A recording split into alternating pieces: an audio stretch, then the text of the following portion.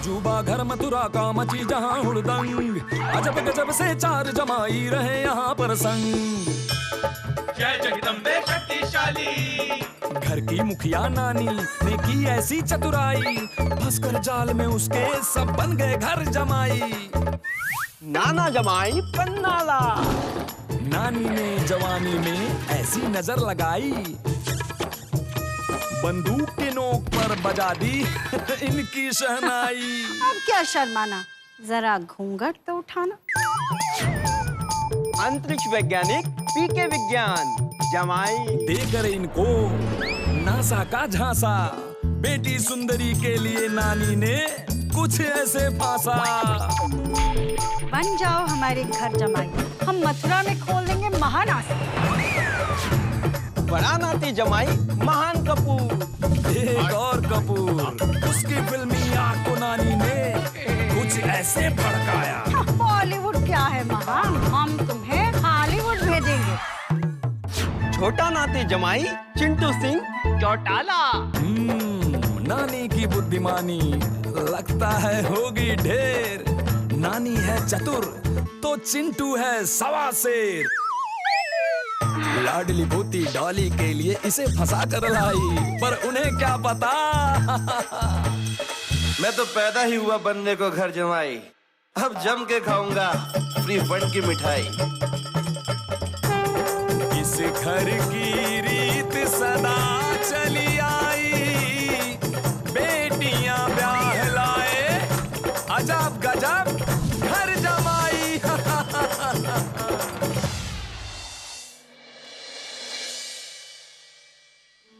आज हमने छोटे जमाई को 2000 रुपए दिए, 1600 का सामान आया, 400 का हिसाब ही नहीं। अरे जगदम्बे,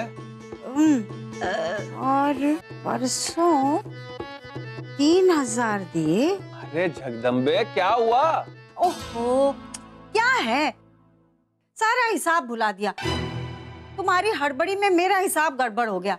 बोलो क्या है? अरे कुछ नहीं, मैं तुम्हें परेशान देख रहा था इसलिए मैंने पूछ लिया। नानी जी की जय हो नानी जी की। देखो नानी जी कितनी लंबी उम्र है मेरी, आपने पुकारा और मैं चला आया, जहाँ हथेली पर ले आया। हथेली को मारो गोली। बेटा चंट, मेरा मतलब है चिंटू बेटा, ये बताओ कि हमने तुम्हें दिए थे आज, याद है तुम्हें? 2000 रुपए, 2000 रुपए। और ये देखो, ये सामान तुम लाए हो, ये और ये होता है 1600।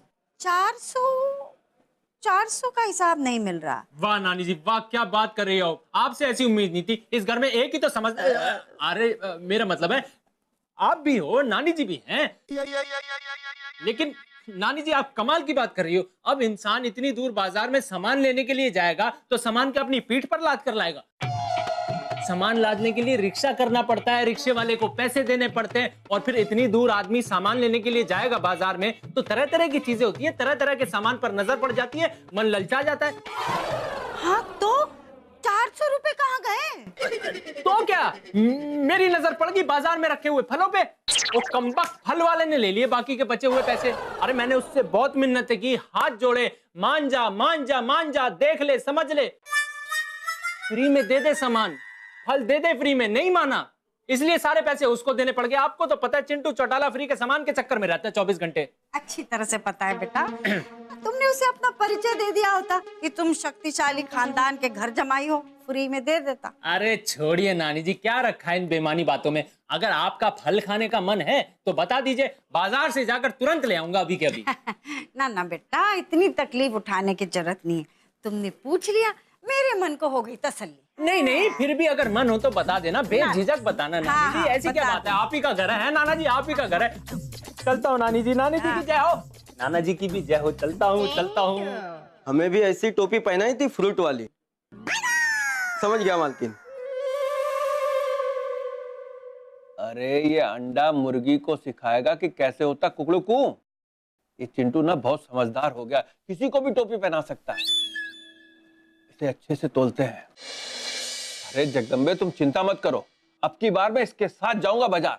आहा कमीशन मास्टर, भूल गए अपने दिन? ईमानदारी के टेस्ट में कितने मिले थे आपको नंबर? बड़ी मुश्किल से रो धो के 30, 100 में से अरे मुझे कम से कम 30% तो आए, लेकिन ये देखो ना, खुलेआम चीटिंग कर रहा है और आपने इसको पूरे 100% दिए। इस चंट की ईमानदारी की जांच पड़ताल करनी होगी। अगर वो बेईमान निकला तो इस घर में उसका हुक्का पानी बंद।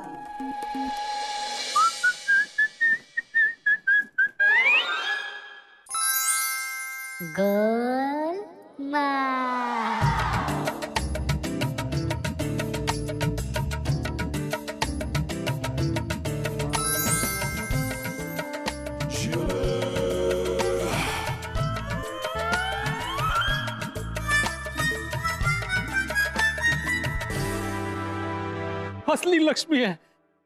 बताओ, इस घर में लक्ष्मी जी की कोई कदर नहीं है। सब कृष्ण भगवान के पीछे पड़े रहते, लक्ष्मी जी को ऐसी फेंक रखा है। मेरे लिए होगी। लक्ष्मी जी की जय हो।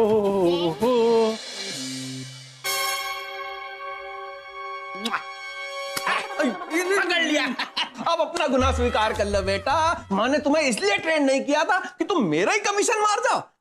अरे मैंने तुम्हें सिखाया था रोज रोज थोड़ा थोड़ा थोड़ी थोड़ी चीज से बचत करना, ताकि तुम मेरी दक्षिणा दे सको, और तुम तो मेरी दक्षिणा ही साफ कर रहे हो। नाना जी, आप नाना हैं, नाना पाटेकर नहीं। इतने हैवी हैवी डायलॉग मारकर हमें डराइए मत। आपके इस कमीशन के चलते हमें अपनी गरीबी में आटा गीला करना पड़ रहा है। नाना जी प्लीज रहम करो, नाना जी प्लीज रहम करो। अगर हम नाना नहीं है और तू गरीब है तो हम अंबानी हैं। अंबानी। नाना जी, अगर आप अंबानी हो ना तो एक काम करो, गरीबों में थोड़े से पैसे और बांट दो। साड़ू भाई, शाम के चाय समोसे का इंतजाम हो गया, पार्टी होगी। नहीं नहीं, पार्टी वार्टी नहीं भाई, ये फालतू की बर्बादी है। ये पैसे जाएंगे सीधे मेरे ड्रीम फंड में। दंड? कौन सा दंड? फंड।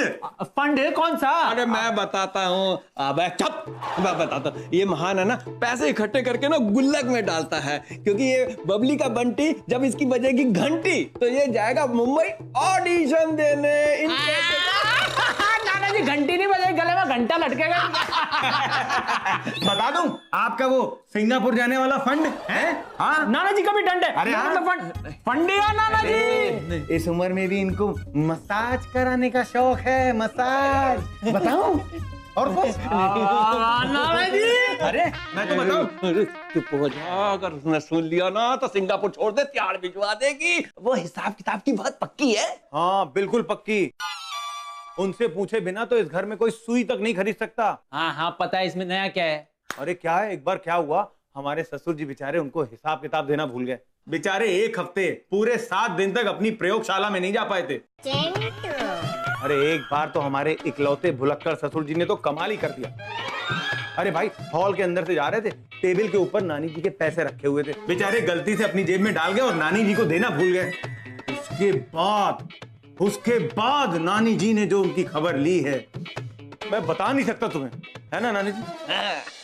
वो बेटे की जान, कहीं ये पैसे नानी जी ने जानबूझकर तो नहीं गिराए हैं? क्या पता कोई चाल चल रही हो। अजब गजब घर जमा